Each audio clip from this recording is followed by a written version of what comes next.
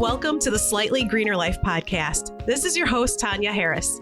I am an award-winning environmental toxin expert, best-selling author, and mother of three.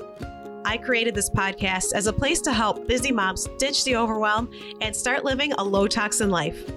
Now, let's get into this week's episode. Did you know that the average reusable water bottle is 40,000 times germier than a toilet seat and 14 times germier than a pet's water bowl?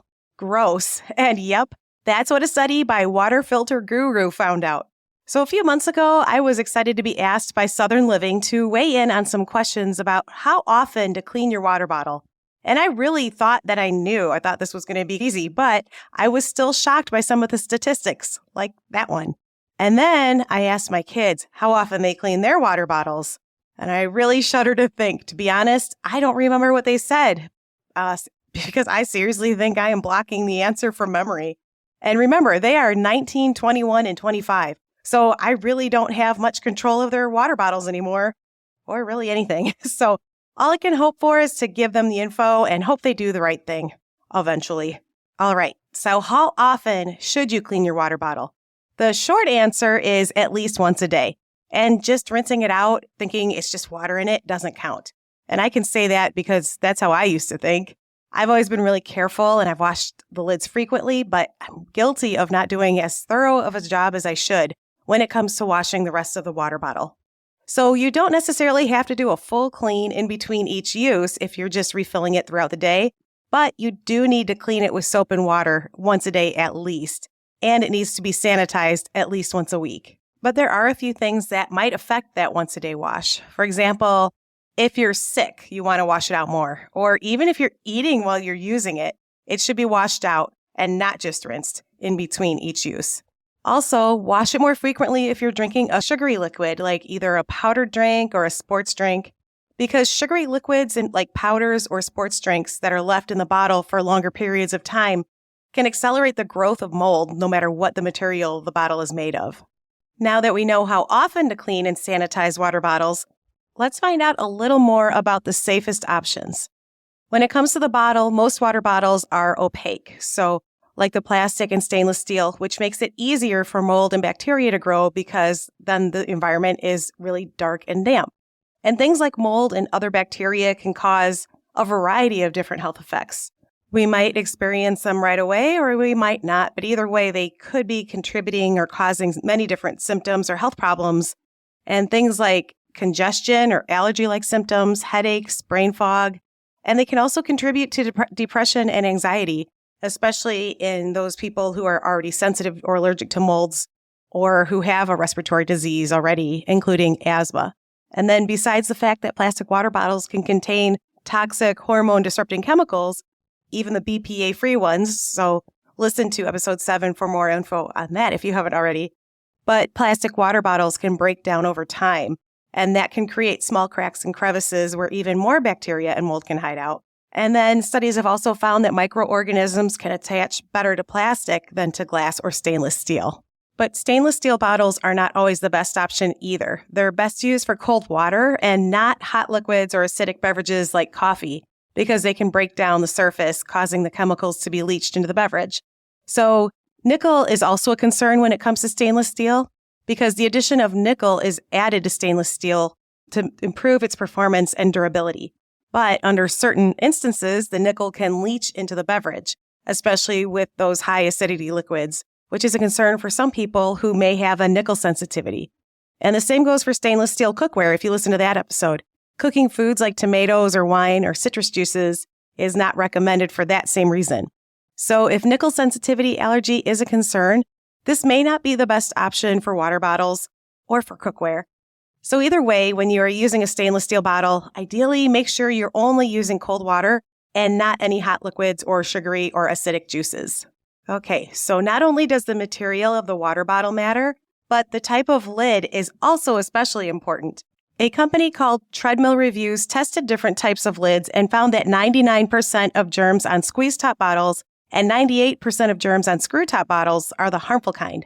Gram-negative rods, which can cause illnesses like pneumonia and blood infections, and they're becoming more and more antibiotic resistant. And then the slide top bottles they tested had the highest number of bacteria, and that's probably because our hands are also coming into constant contact with the lid.